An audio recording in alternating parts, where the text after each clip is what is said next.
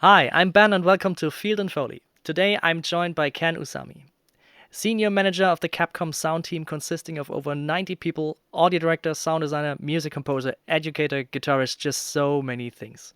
Since joining Capcom in 2012 after graduating from Berklee College of Music, Ken has played a key role in shaping the audio experience of major titles like Resident Evil 7. From Foley recordings to immersive sound design, his work has helped define the eerie, tension-filled atmosphere that makes these games unforgettable. So, hi Ken, thank you for coming on the show. Thank you, Ben, for inviting me. Whew, I'm nervous. Yeah, I'm nervous too. That's the first. Like both guests and hosts are nervous, so we're shaking. Yeah, let's just start. Let's just start with an easy question.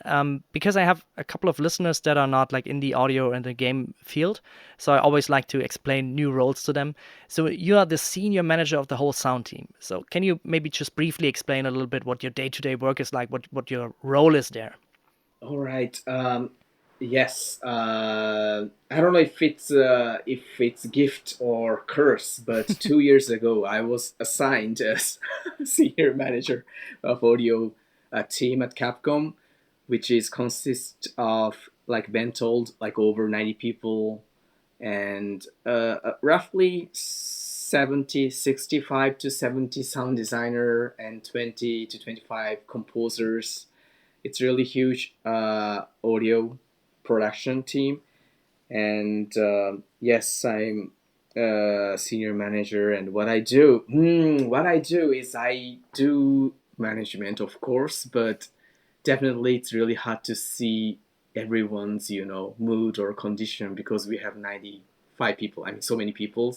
So I don't do by myself. We have other managers who takes care of like human resource aspect, like creative aspect, and education aspect.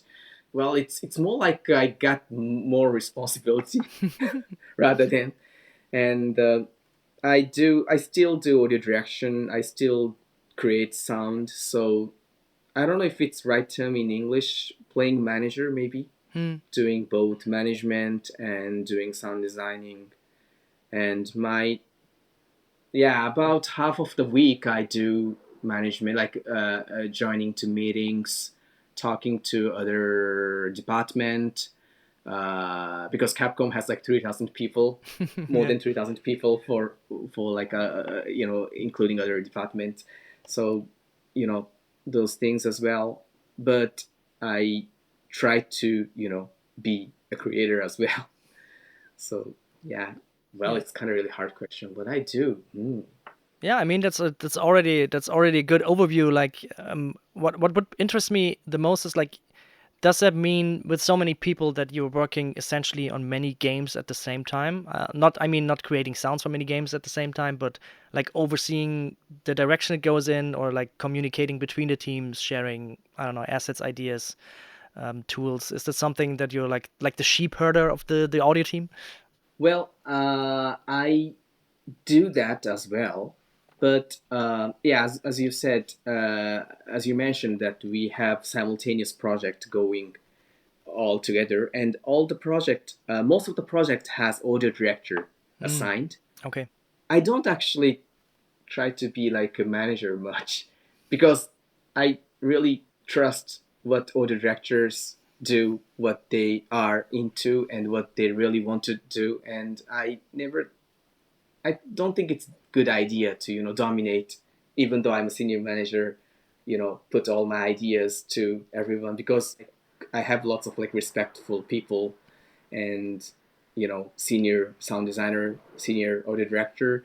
So what I do is I think I tried to motivate Hmm. and try to help out them, other than like creative part, maybe, trying Yeah, I to, see. like, for the budgeting, or help maybe in that aspect. Yeah. But for the creative part, I don't actually interfere. Okay, yeah. Oh, that's good. That's good to hear. I mean, essentially that's what a good manager does, right? It's not like you're telling them how to do it. It's more like helping them resolve hurdles that you can resolve for them to make them more effective and to get them to where they want to go, right? Yeah, Yeah. that's what I think. So Yeah. Ah, really good. Um, yeah, that's interesting. And uh, we've talked a little bit before we recorded about, of course, one of the big elephants in the room, Resident Evil 7, because that's how I first got to know you because I saw the GDC talk from many years ago, and I liked the game back then still. And so I reached out to you and I wanted to ask you about that in particular, of course, but also other things. But let's maybe start with the Resident Evil 7 because it was as you mentioned before, like this pivotal shift in the franchise, right? You that went from the third person perspective to the first person perspective, and it was, as you told me, like first in the series and the first for the team, and then to make such a impactful, like, yeah, I would even say like a genre defining game because it is, of course, it's a kind of survival game, but it still has that Resident Evil flavor. It has become its own thing, and I think I even saw some indie games that when I start them, I see the clear influence of Resident Evil 7. It's like this, oh, they want to do that with their own flavor. So yeah, you all started something with that. So I wanted to know, how was the experience working on that when you started out? Was it something where you already knew it's gonna work out, it's gonna be amazing, or was it just a lot of fear of the unknown because it was all just new? it's about 7 or 8 years ago. So Yeah, I sorry about that. so, yeah, no. I mean, I don't recall like perfectly. I mean, Hmm. I may, I kind of forgot what I was into that time exactly. But one thing for sure is, I think we were really feared. I mean, if it's gonna success or Hmm. not, because there were lots of paradigm shift that it's our first FPS game. So we never, created a sound for FPS game before. I mean, I never, but team actually has also never. So Yeah. we didn't have, a person with experience in FPS environment. So that was one challenge, and also it was the era of Xbox One, PS4 era. Hmm. So lots of like graphic improvement. Graphics were really improved at that time from PS3 to PS4. The sound wise, of course we have enough RAMs. I mean, the memories are okay larger. You have a stronger CPU, so you can stream. But basically, the way of creating audio asset from PS3 to PS4 is not that different. We use the recorded sound, and it's just a matter of the amount of the data you can actually handle in a platform. So that actually really made us worried as well, because we didn't know like what technologies we can actually explore with. And it was like a launching title for us. For I think it was our first PS4 game, RE7. Also, we really wanted to explore functions on PS, and also we are a third person developer, so we have to think about Xbox as well. Hmm. Not much PC at that time, actually. I mean, PC was also a very important market, but mainly at that time we were really thinking about PS4 and Xbox One, what we can do for each platform, deliver a same experience to all the users. Really lots of challenging and lots of unknown uh, things were going all together. And that's a system wise technological side of talk. The sound design, I mean, sound texture, sound atmosphere, how we should create Resident Evil was really hard. Hmm. And Wataru Hachisako is the audio director. So Wataru and we really did lots of proof of concept, Hmm. creating and building and destroying our ideas, and trying to do lots of recording, going to like haunted house the nighttime and try to record. Yeah, and what you're gonna hear, a sound there, you never know, because Yeah. you don't actually pay much attention to ambience sound, doing something. But if you focus on, if you to sound, especially at the nighttime, a very quiet moment, you discover some experience there, and how to convey that experience into a game via audio was challenging, of course.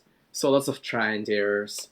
The simple answer is we started with lots of fear, but also, passion. Yeah, we were really motivated. Yes. Yeah, that's perfectly on brand for Resident Evil, having lots of fear. It's like the perfect state to be in Yeah, to make that game, right? But yeah, that's the, right. the Yeah. the thing you mentioned with the haunted house, that's something that's interesting because yeah, we briefly touched that theme before we recorded as well. That if you're in a place and really deep listen to stuff, then you really learn how environments sound. Just like you said, the ambience noise is something that we normally don't recognize. We only recognize it in games and movies when they're off. And of course, this is a big factor for horror games, right? You can play with the expectations and suddenly make something or sneak a sound in that doesn't fit the ambience, and then the player is kind of like thrown off and is kind of weirded out by that. And sometimes it can have a really scary effect, even if it's just like a simple thing. But yeah, to really use that effect, you really have to know how places are supposed to sound. You have to make the space really sell it, really immersive, and then you can play with that. So yeah, for the ambiences, I have a question here from Yanni Caldas. He said like for the ambiences, I would be curious how much of it is baked in, like in quad, so in surround sound, and of how much of it are random one shots, so spot emitters that you put in the game that just get emitted there. Or is there any like non-grounded tonal vibe layers that come and go to sell the mood? Because these ambience beds, right? Like in normal life, these are just like spot emitters. If something is creaking, there's this one spot that creaks, but you cannot have thousands little spot sounds everywhere, right? You need to have like a base layer of ambience. At some point, it just becomes unmanageable. So yeah, that was also for me interesting.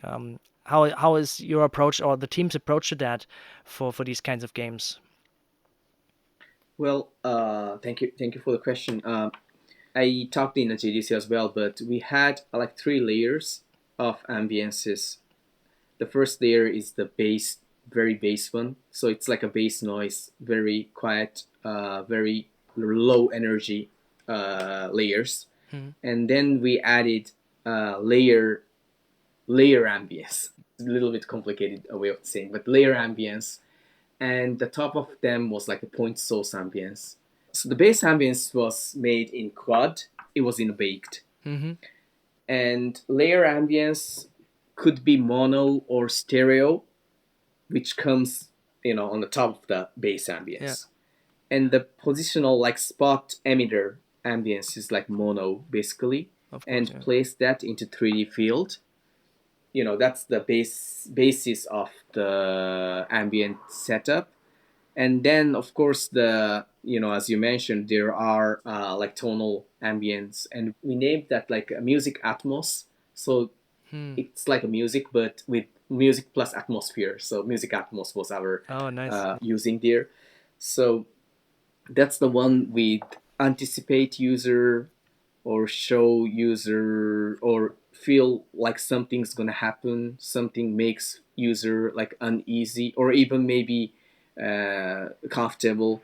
And that layer of course comes and goes, like Mm-hmm. mixed balances changes in different scenarios, different narrative. So it really based on context, the mix balance changes that with the basic ambience.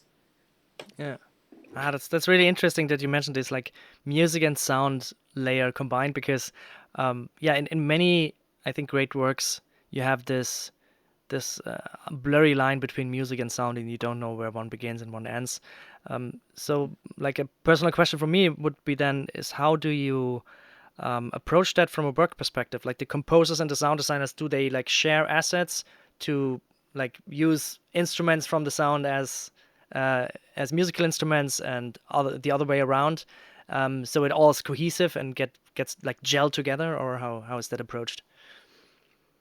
I think I would say was sharing more like inspiration and sharing the narratives Mm. more, like level designing. Sound designer, I believe. I mean, I also created some of ambiences in RE7, but there were other sound designer who were mainly in charge of the ambience Mm. of RE7, and he had used all his recorded, things, so not like exchanging like asset for like musical asset or something with composers. However, like discussion, a lot of idea, like like interchanging their ideas, and the mostly I think it was really cool that we really talked lot with level designer, because level designer is the one who knows the best about the context of like how they want user to feel. So those three, yeah, the composers, sound designer, and level designer, these three were the key. Yeah, that's really cool. I really like that also if you have the opportunity, especially in a little bit of bigger teams where you have like dedicated level. Of course, in small indie teams, sometimes it's the programmer is the level designer and sometimes even the composer. But if you have these kind of interconnected departments that are really talking a lot and sharing ideas, because that makes for so much more cohesion in the levels and in the feeling. Just like you said, yeah. That is really cool. And yeah, going to the next question, because we are talking about the sound as well. And this one is from Ryan Sim. He said, I've noticed games made in Japan are a lot more selective with sounds overall versus games that are more Western influenced. And yeah, I've noticed that as well. And it can lead to audio that feels a lot more iconic, more limited sounding, active voice count and sonic spaces, and sounds that potentially have less variations and are more rhythmic repetition versus games made in the US and Europe. Are there any approaches you have noticed games taking that lead to this? Is it something that is influenced from culture, or is it direction from within the studio?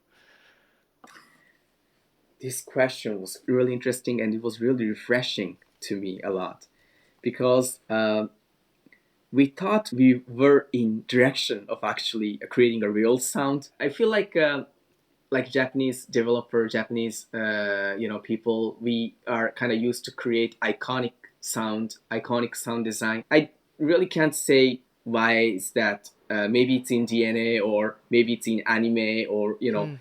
Japanese is, I think, reaching onomatope as a language. For example, when describing a quiet moment, the expression like shin to shiteiru, shin is used.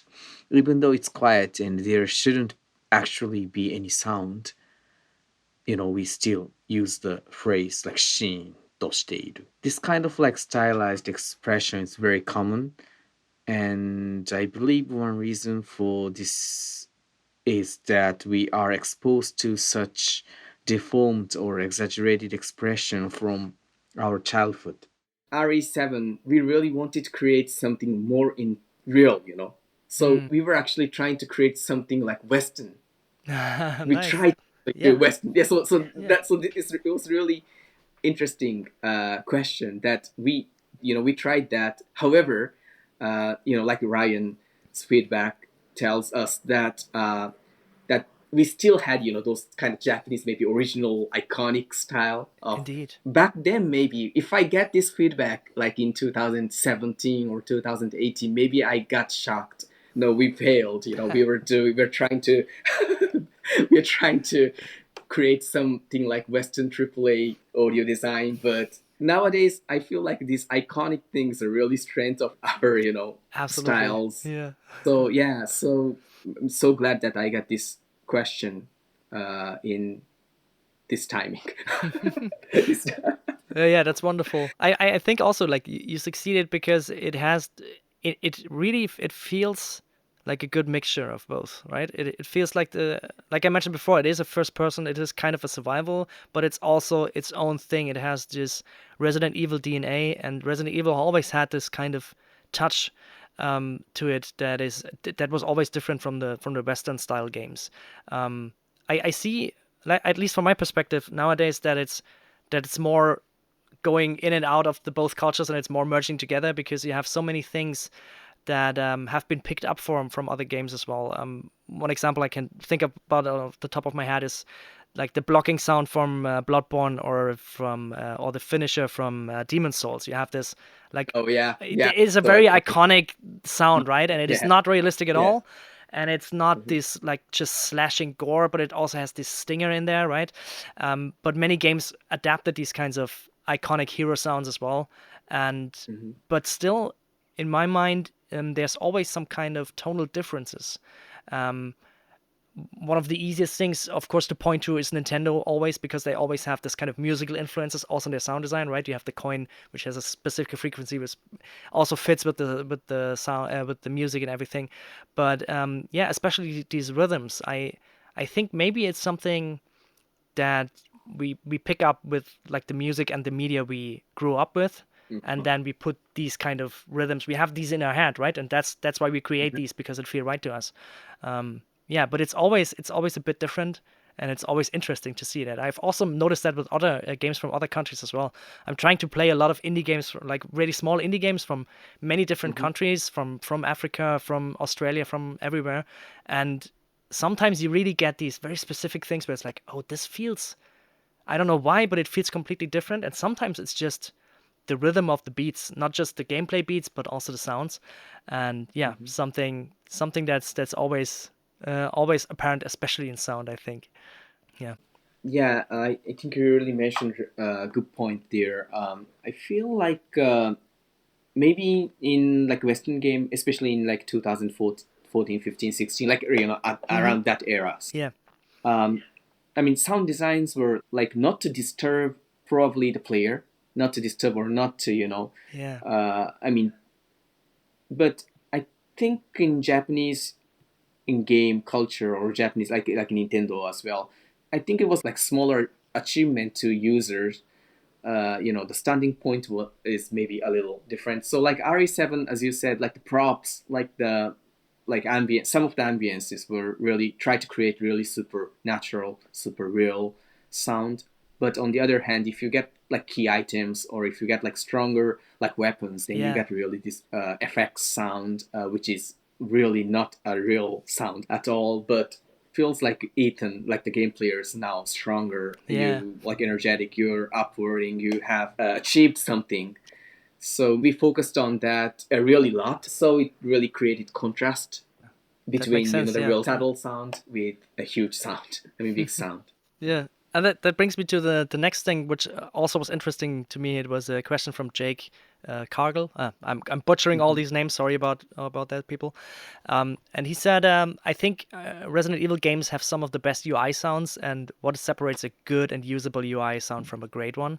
I don't know if you've worked on a lot of UI things and know that, but that is also something that would interest me, because UI is always, for me, it's one of the hardest things to do.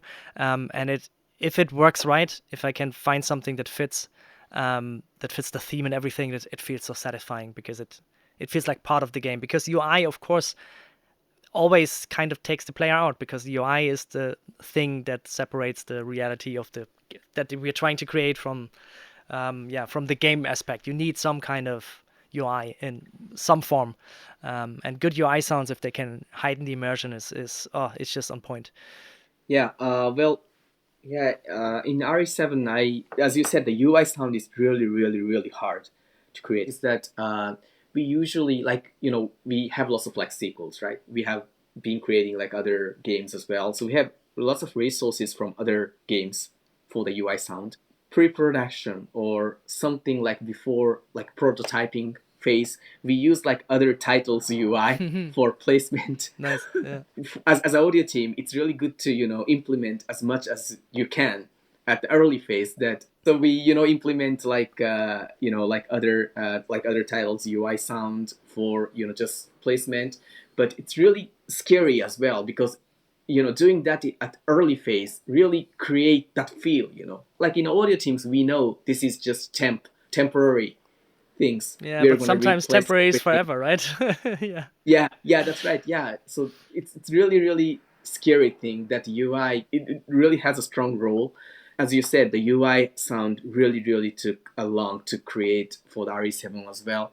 Mm. It's not matter of number of assets. Assets are very limited. It's not too much. It's just about the sound texture and what you are gonna come basic feel. basic sound. And it was like the analog, like cassette, like the old cassette Yeah. has, all those like sound, Yeah. hardware sound. So that was our inspiration.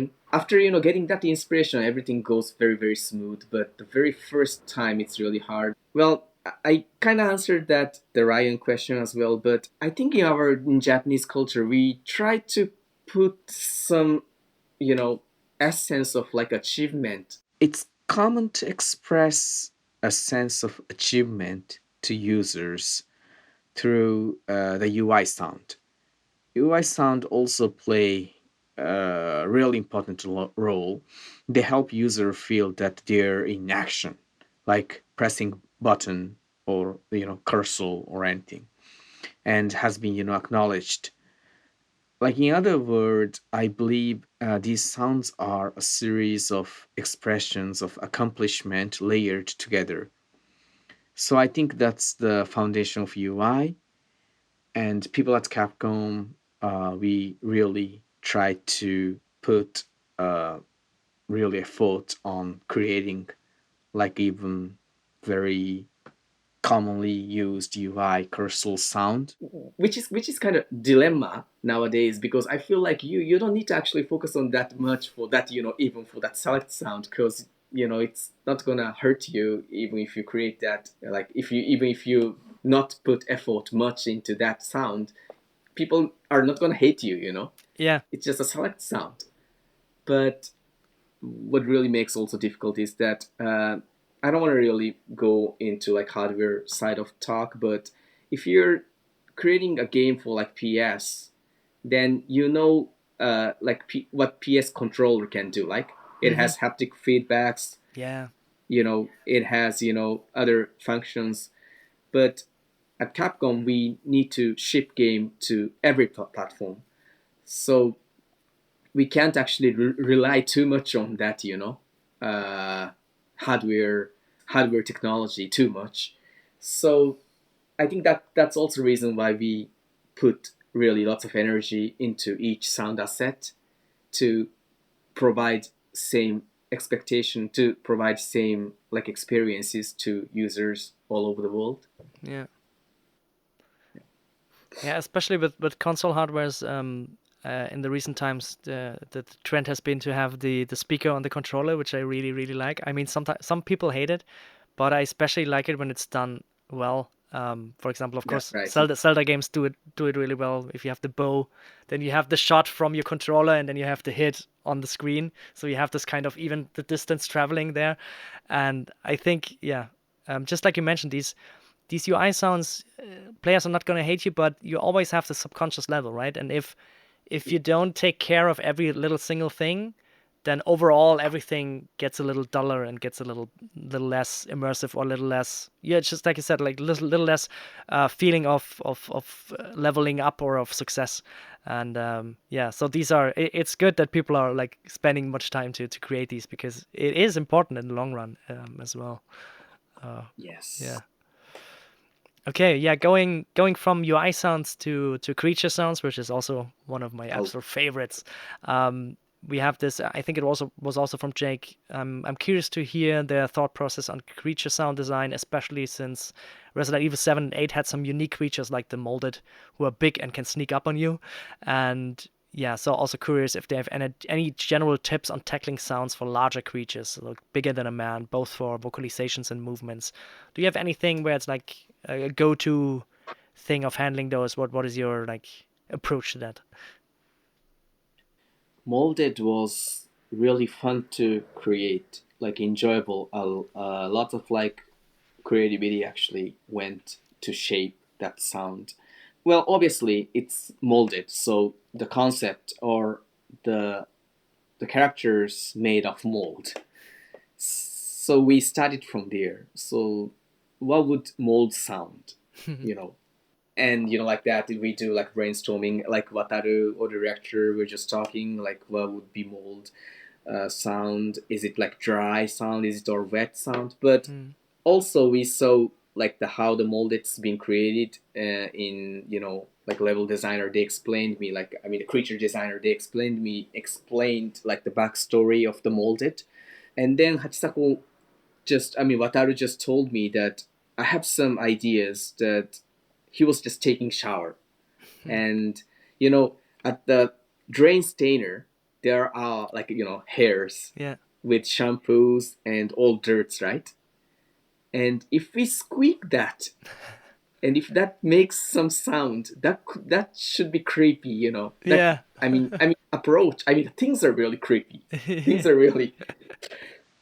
At that time, actually, I had a long hair, so I actually decided to test whether any sound would occur in the shower room.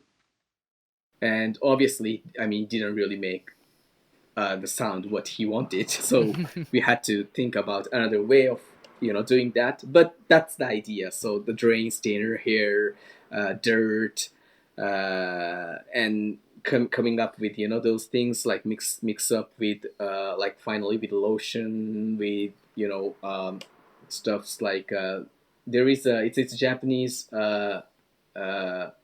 things, but ito konnyaku.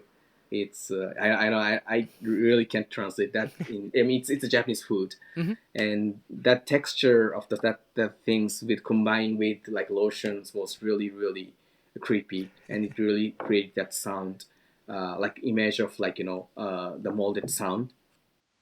So, up to this point, we've been talking about sound with a lot of moisture, like wet texture. But we also wanted to incorporate a dry element, something almost like, like mummify, or, like that, in that way. So that's where the material cocoa fiber came in. It can produce sound like resembles like peeling skins, and by combining that with wet sound, I just mentioned before, we created the audio for Molded. So yeah, I would definitely say. I mean, it's not the matter of the what you're gonna do, but I mean what you're gonna use. I think it's a matter of how you define that character and how you break down into possible way or accessible way or the things makes sound. Because as I said, here didn't make any sound, but Yeah. that's the strong The image. idea. Yeah. Yeah. For vocalization, it's made it's recorded by sound designer, senior sound designer at Capcom as well, and yeah, he could produce like really creepy voices. But I think one thing really differentiate Molded as characterized Molded is that we like the story itself. The RE7 is in Louisiana, so it's United States. The stage is United States, but so we also wanted to have some features like a US creature, Hmm. American creature type of feel. However, we are in all Japanese, so we have this Japanese creature ideas, like Japanese ghost thing, Japanese haunted things. So we tried that to like combine that ideas into in the molded. Yeah, more like darker. So like the voice direction. I mean, the voice vocalization was like more darker, more like ambiguous. Yeah, and maybe because they also mentioned like if you have any tips for tackling sounds for larger creatures than a man, what's your approach? Because I always also have this kind of I mean, of course, go-to thing is to just pitch it down because then it sounds bigger. But that's like the cheap, easy way out, right? Any other tricks or tips that you have in your sleeve about when you think about creatures that you are designing that are like bigger and that should have this effect? Well, sorry, Ben, but I think pitch down really works really nice. Yeah, it is. And It is. also, also maybe record in High resolutions with higher sampling rates. Oh yeah, yeah. You can pitch it down better. Yeah. very Yeah. of course. well, Yeah, well, that's not the only answer, but that sure. I mean that definitely would work. And also, maybe it's really good to work with analog console. I think pitch effect digital things are really nice, and it has lots of options, lots of selections. But I feel like pitch shifting uh, effects are really good with analog Yeah. things. But that's just my thought. I agree with you. Like, especially if you really do like haptic things and have a tape loop or something and run that on half speed, that's just, and even then you can like even perform, right? You can perform the creature sound by just varying the speed with your hands, which is something that's also Yeah, fun. yeah, You can play it like an instrument, which is yeah. cool. That's right. Yeah, that's. Yeah. I think that's so intuitive too. I think finally that I think that comes into your acting as well. Yeah. Yeah, because if Right. you have those delay thing, or like half speed, then you see that in front of you. I mean, Hmm. or in a backstage or something, then you feel like you're more into that recording. So in the end, actually, the best way I think is someone to direct you and having that person provoke you by saying that's so gross, or you're so creepy, or something like that. Is probably best way to go, best way to do some experiment within this vocalization. That makes sense. Yeah. And that brings us to something else because we are now talking about like big scary creatures, and another question was that is also very interesting to me is how do you deal with growing numb to the scares when designing audio? Is it just a lot of play testing and input from others, or is there some tricks you utilize to not overuse something? I would say assign two types of people: very a person who gets scared very easily and who doesn't. Fortunately, we have lots of people here, so we could do lots of playtesting, obviously, and definitely you become numb. I mean, you become real, Yeah. get used to. Yeah, I mean, this question highlights on horror. I mean, scary aspect, but I think it applies to every games. Hmm. Like sometimes even if you're creating like action games, you feel sometimes you feel like, are we creating like the right action game? Are we, will this work for every user? Like that Yeah. thing. So I think it really happens to every development, especially nowadays. Developing time is really getting longer and longer, and everything changes, in every, phases. But one thing, we really utilized theory of horror. So we defined what the horror is.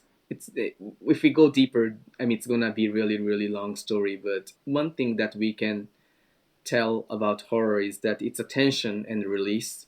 Mm-hmm. So how you create tension, how you create anticipate, and then how you break that tension or break that anticipation.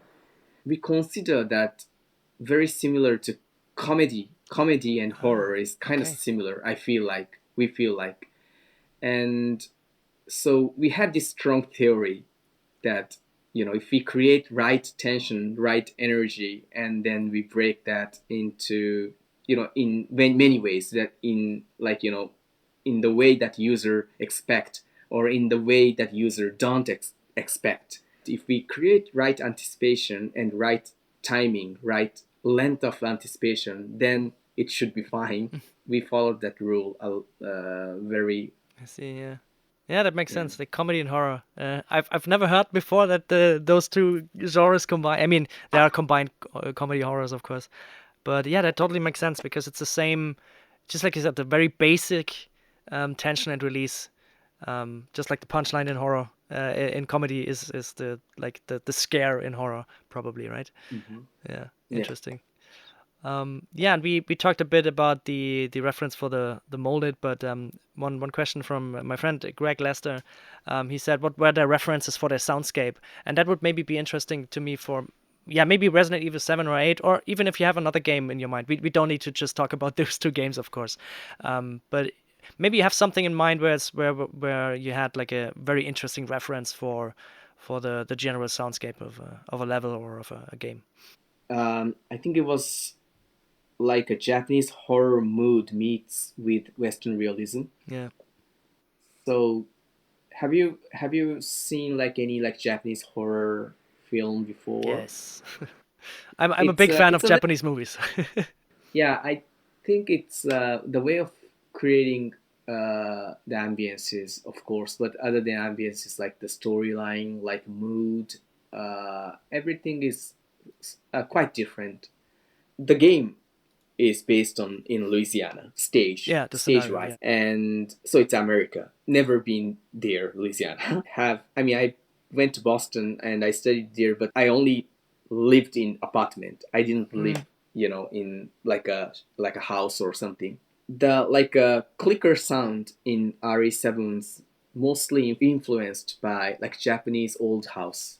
Find out what kind of unnatural sounds are produced in the night. So we don't know if that happens to other, like in a house in Germany, if that happens like in a house in, Yeah. if you're in the Middle East, maybe it's a brick house, then you never would hear, that kind of sound. And it has lots of characters. Well, it would definitely depend like how you're gonna perceive that, but this kind of sound can be spooky sometime. The That circumstance, though, Sure, because yeah. you just can't say like Japanese house is creepy or something. No, But I know what you mean. yeah, Yeah, we have that yeah, creaking yeah, upstairs in our like attic as well, and yeah, because also we have a lot of wood here as well, and it's an old yeah, house, so I know like if it's at night and you hear some creaks, normally wood creaks if you step on it, right? So, but if yeah, it creaks a little bit, it's too little for a step, but it's also not nothing. So yeah, of course it's always a bit creepy because you cannot really say why, and of course yeah, the reality is it's just moving because it's all organic material and stuff like that. But of course, yeah. Um, yeah, it is the general creepiness of just creaking houses. I think it translates very yeah. well in every culture, I think. Maybe not try to research like Western houses or something. Just create something you feel like scary. Mm. So that's I think that eventually came into like Japanese horror mood with combining with Western like Western like believable audio design. If we go maybe too much, maybe Western people would think so. This is too much or something. So I think that balance was very important. Yeah. Yeah, I think so too. Like, the Mm. balance is something that makes it sound fresher because it's not the same like same old. I'm just saying same old in air quotes here, but the same old like horror U.S. horror movie. It has a different flavor to it, and yeah, yeah. Just speaking of movies, like I'm a big fan, for example, of Takashi Miike and one of the I don't know if you know Audition the movie, but that is something that is. Yeah, I mean, it is a very horrible. It is a very yeah, intense movie, but it has such a like rhythm of the story beats and like the first time I saw it, I had no idea where it went. Where like no idea where the story would go, what would happen, and it was just so captivating. And I think it's yeah, just like you said, because it had these flavors that I haven't been used to. I didn't have the like the whole history of the films that he watched to create this kind of work, right? And especially for like back in the day when I saw it when it came out. I watched a lot of US movies, and I grew up with that because in Germany we had a lot of those, redubbed, but still. So I was used to a couple of things, and I was expecting a couple of things, and not much would surprise me anymore, right? So, and then I started like someone told me like, hey, you should watch this Takashi Miike. He makes a lot of movies, and they really like something different, and it just blew my mind because, yeah, because it still scared me because he found the universal scary things as well. Because yeah, mhm, scaring is universal, but it had that different flavor to it, so that kept me on my toes. And I think it's the same with Resident Evil 7 because I've played first-person horror games before, but Resident Evil 7 and 8 were like 7 even more because it was the first of its kind. Was really something where some of them were things I expected, and some of them were just out of left field that really surprised me. Also with sounds and also with just yeah the rhythm of the game in general. And yeah, that's always cool. That's always cool to have that. Um, I have another question from Nikki Kamenov. What are your thoughts on the impact of loudness over gameplay enjoyment? And there's a whole bunch of about loudness, and I think that's an interesting point because the loudness war is not just in music, right? Yeah, it's a very interesting question. Yes. Yeah, I would definitely say, the loudness level. I mean, the level of the sound would really change the experience. Hardest thing is that we can't like fully detect what users are using for final output. Maybe headset it's possible, but like if you plug headset into like the controller, Yeah, then it's you can detect, of course. But if headset is like inserted into amplifier or something, then you yeah, can't actually detect from video game if the player is playing headset or not. So it does really matters a lot, and it really is difficult moment for video game. Probably most of the video game audio developer, it's really hard, challenging things.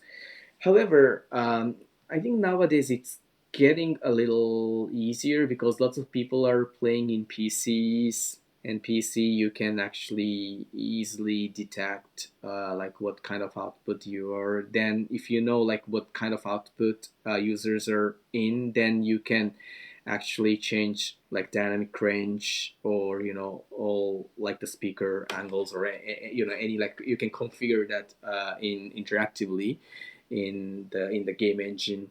So that's one thing. And also I think most of the users nowadays play video game with headset, so that also really actually helps a lot, because back in then, like in RE7, we didn't know, like we ship game worldwide, so the playing attitude, like playing equipment also changes, differs, I think, country to country a lot too. But in Japan, mostly back then, I would say they play video game in living room with like 50-inch television and a speaker with television speaker. So I think nobody uses like 5.1, or like I really hope so, but yeah. in the reality, I think it's very Soundbar rare. probably, yeah. Yeah, Yeah, probably, yeah, soundbar, yeah, maybe soundbar, that's right, yeah. But for like full range speakers are really, even for the stereo pair, I don't think people would have that very often, yeah, maybe very rare. So it was really hard to like present ideal mix balance yeah, for every user.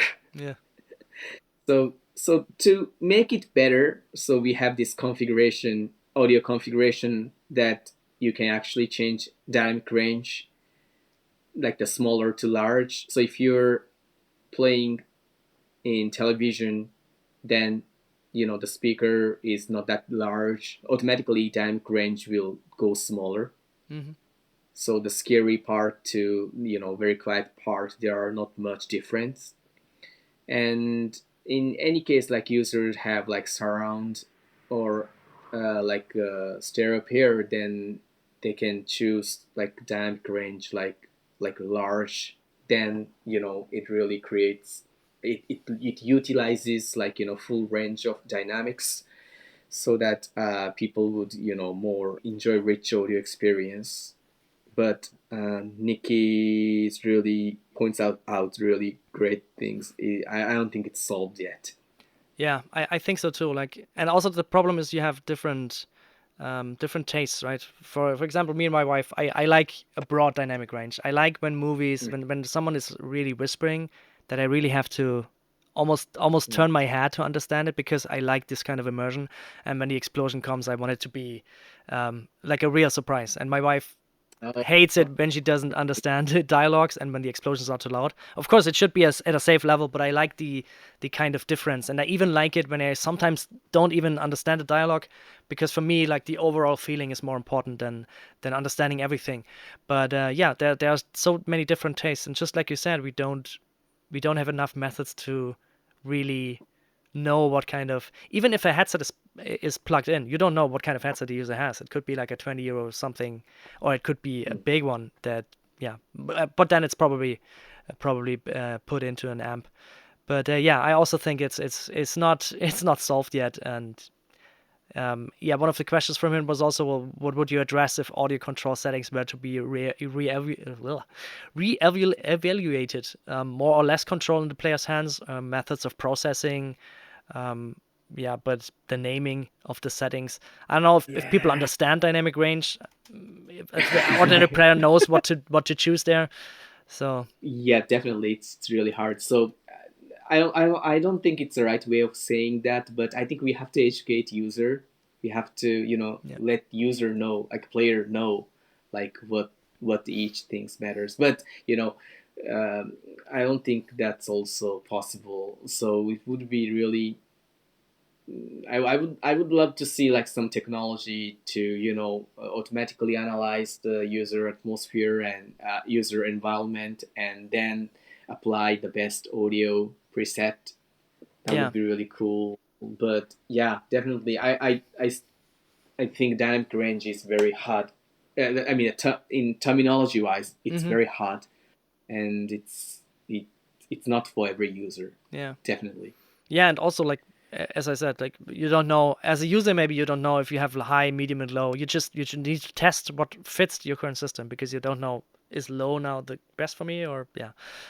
Yeah, That's right. going away a bit from Resident Evil, because we've been talking about Resident Evil a lot, and of course it's amazing. But you've also worked on other projects, and one thing that I wasn't on my radar, but I'm gonna check that out. Is I'm gonna butcher the name, Shinsekai Into the Depths. Ah, Um, okay. yeah, maybe you can That talk a was fun. bit about that because you mentioned that most of the sounds are created on the water, and of course I'm already all ears about that. Probably one of the craziest project. Metrovania type 2D. It's a 3D modeling, but 2D action game, action adventure game, and every stage is taken place in underwater. So why not to make every audio underwater? Of course. No, actually, So did you had a big I tank?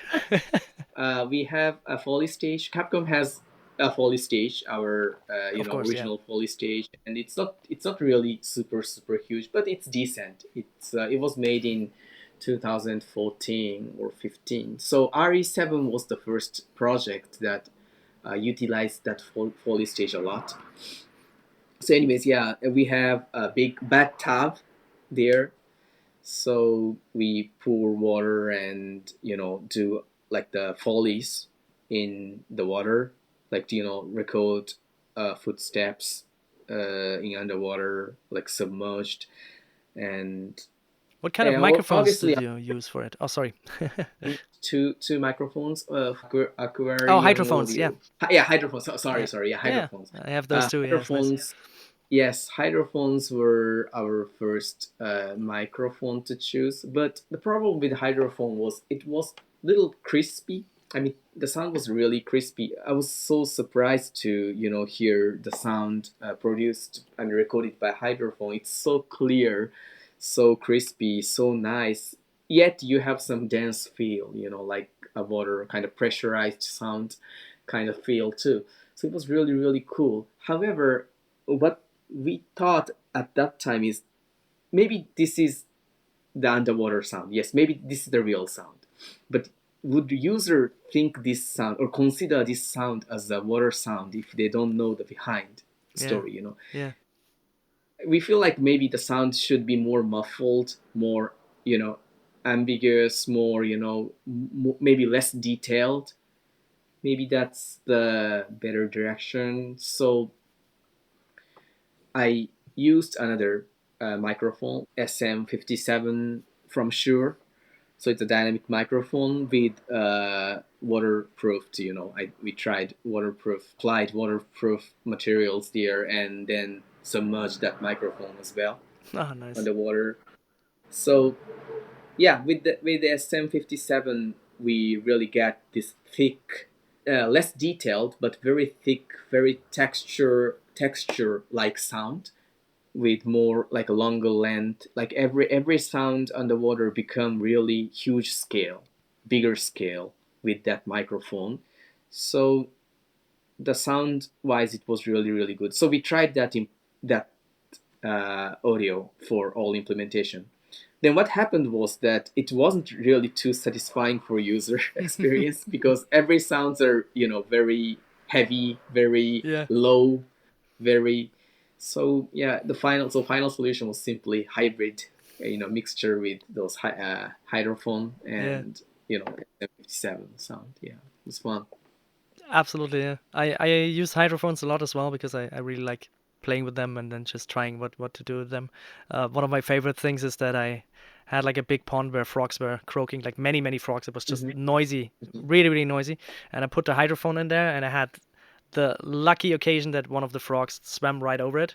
So I had a single croaking frog, just a clear croaking frog sound. Nothing else was hearable, just this one frog. And just like you said, it was Right. also surprising how like crisp it came out. Really, really fun. Just one follow-up question on the SM 57 because I have that as well. How did you waterproof it? Did you build like a case around it and glued it out, or what was it? Well, we put condom. Oh, that's good. Yeah, that makes sense. That Yeah, makes total sense. that yeah, that really worked well. Yeah, good to know. I'm gonna try that. Thanks for the tip. That's awesome. That is awesome. Uh, Yeah, it really worked. Foley sounds were done like that, but like in the game, there were lots of like explosions, other things, other sure. Yeah. bigger sound, which is really hard to create by Foley's. So those things were just created just normal way, Yeah. Yeah. and then just play back that in like waterproofed speaker underwater, and then re-record, reamp that sound in re-record that with two microphone set as I mentioned. Yeah, really really sticked into this two microphone method. Nice. Music was also recorded like that. Ah, that's awesome. Yeah. Yeah. So worldizing underwater for the whole game, essentially, right? Yeah, That's yeah, cool. worldizing. I think lots of like film like Richard King, like sound designer in a film industry, they are they're doing like worldizing Yeah. a lot, and yeah, Shinsekai was the first title I really was fascinated doing, Yeah. worldizing, and I feel like nowadays maybe like even Foley's for like just some just simple footstep or something. I think those things are also should be recorded on the in in real field. Maybe that's more with more natural noise. Yeah. Maybe that's more natural sound, or more, maybe that's maybe more convincing sound. Maybe it's easier way to get that. However, if we think about video game has like 50 60 materials Yeah. It's hard. for the footstep. Yeah, like, so it's really hard to find every materials, Yeah. but yeah, the worldizing is one thing I'm really fascinated about. Yeah, me too. And we're gonna go into that in a second. I'm just gonna tell you a little tidbit because I had Mark Mangini on, who worked on a lot of Hollywood movies, and he told me that for the Green Mile, actually, they did that because for the Green Mile, for the movie, they built the set in like with real material. It wasn't just like paper mache or something. It was real material, and they got like the chance to, after they were done with filming, they got the chance, I think, for a couple of days to record all the Foley there.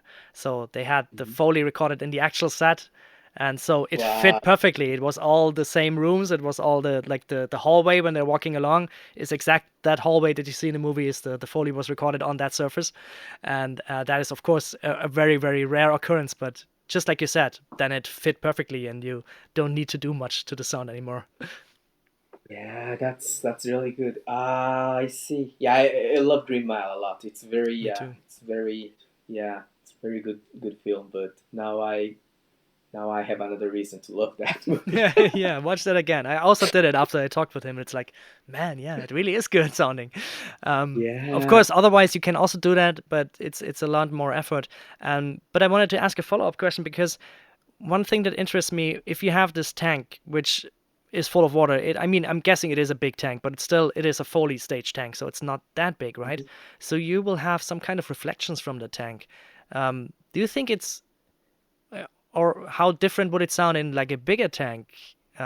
Because did it sound smaller? Did you have to adjust it somehow to make it feel more like the ocean, or was it well enough like it was? We never had chances to try out with bigger tank, but obviously, as you said, we tried with even smaller one. Hmm. Because it's easier to find the smaller one, Yes. much easier.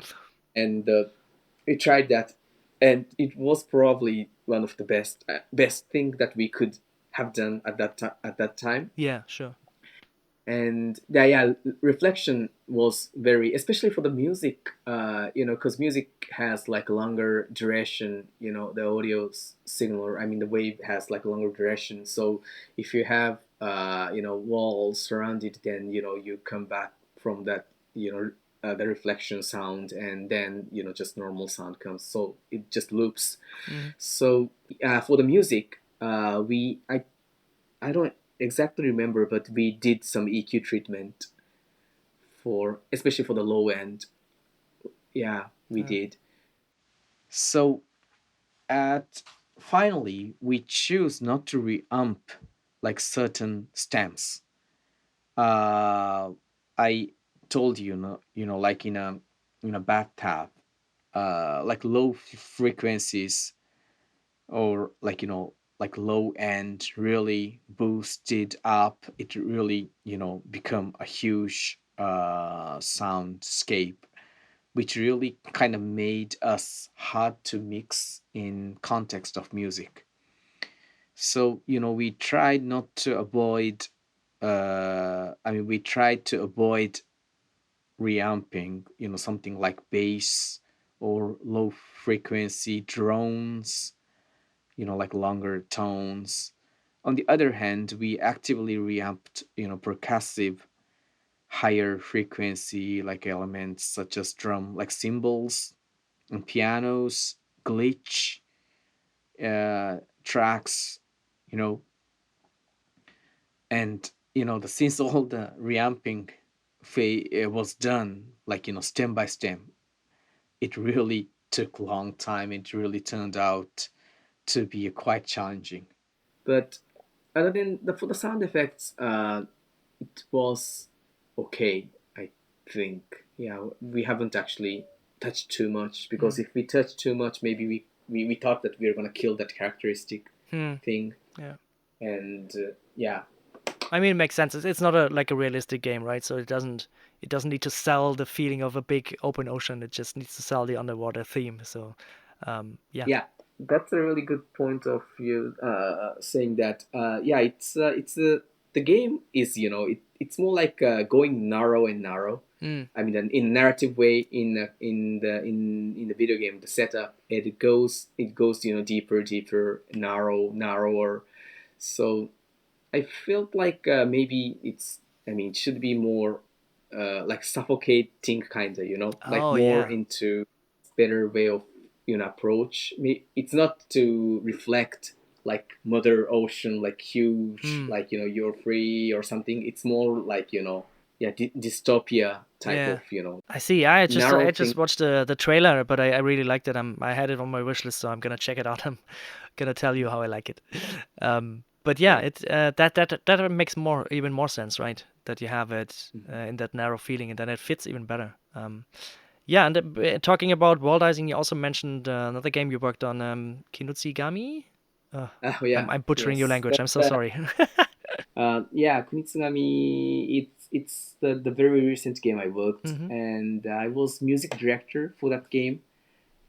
And yeah, simply uh, So we took some instrument like Japanese taiko drums outside. in a mountain area Nice. and played their whole instrument music recording outside. However, doing everything outside is impossible. So just create some drum, like war drum group outside, and then bring back that and combine with other materials. Then create other music from out of that group. So it really helps to have cohesive worldizing feel as well. Yeah.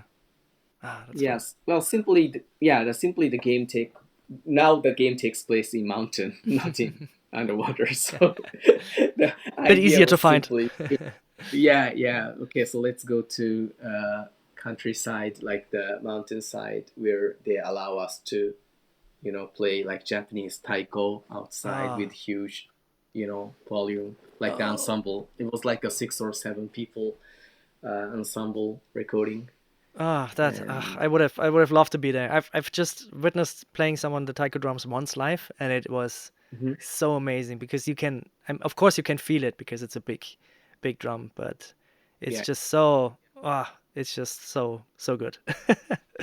Yeah. Okay, yeah. So one question I always ask every guest, and it's gonna be interesting to hear what you say, is what is the first sound you ever recorded and why did you record it? Oh, Curveball. oh. Yeah, actually, I started playing the guitar when I was 12 years old, and 12 years old at Japan is elementary school, so it was like sixth grade, and Hmm. So fortunately, I had a classmate who were already playing band instrument, like drums, bass, keyboard, and so on. and vocal. I mean, everyone can be vocal. I mean, whether you're good or not, but anyways, yeah. So my first band was formed when I was 12 years old, which is not common in Japan, especially back in that area. I like in 90s, like mid 90s. So back then, actually, in Japan, it was like playing electric guitar was often seen as like rebellious, some something only the bad kids did that. Yeah, that was like the public. The Yeah. rebel, yeah. So like everyone, like every parent really didn't like your kids to. So like my parents even told me like play acoustic guitar, like not electric guitar, play acoustic guitar instead, like that. So, but I chose electric guitar, and yes, we did a recording with just one track cassette then. And the why we Nice. did that was to prove our parents that we were serious. Nice. So a Yeah, it real was real. rebellious And act. of course, it was done, everything was done with single tape recorder. So Hmm. only drums were audible, pretty much audible, no vocal.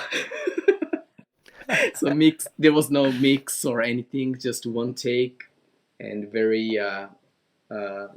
But anyways, yeah, that was to show our parents that we were this much serious and we wanted. Because in Japan, I think back then it was like, study hard and get into good university and good job, like that. No, Yeah, no, that's I'd fine. That's all remember.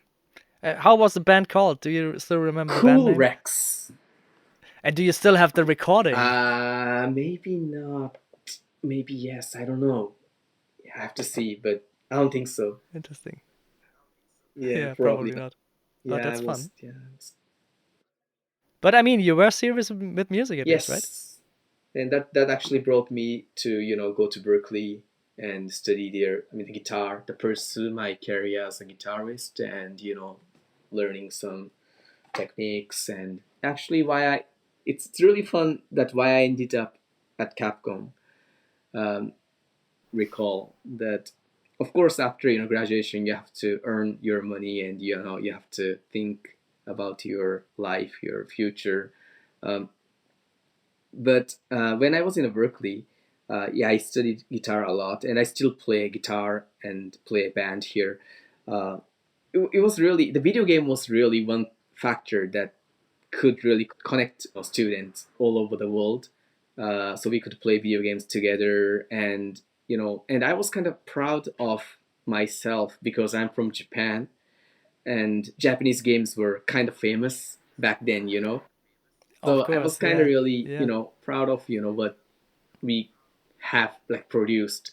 And afterwards, after a few years, I finally, I found a game called BioShock, which was, I mean, it really blew my whole mind.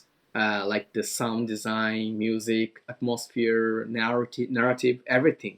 And I was also kind of shocked to know that, okay, so Japan's game is no more number one or something like that, you know.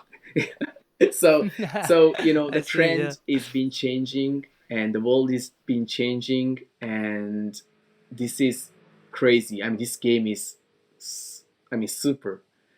So I had some, I just felt like the responsibility of, I have to go back to Japan and, Ah, and help take the throne back. I see. Yeah.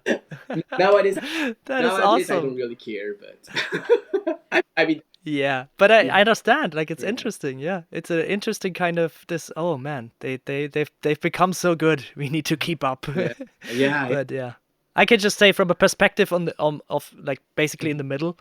I like both of the worlds, but I always was interested in the Japanese games because we grew up with so many US games, so this was this kind of, I don't know, new flavor, and there were always these new Mhm. ideas. And yeah, I think nowadays we are in the time where you have so many games of so many different countries that you cannot really point a No, finger anymore, right? You play a game and you couldn't say no. where it's from, which I De- really like. But sometimes you have these really unique little indie games where it's like, oh, this is this folklore from, I don't know, Slovenia or something, and it's something very specific to that, and it's so interesting and new and fresh.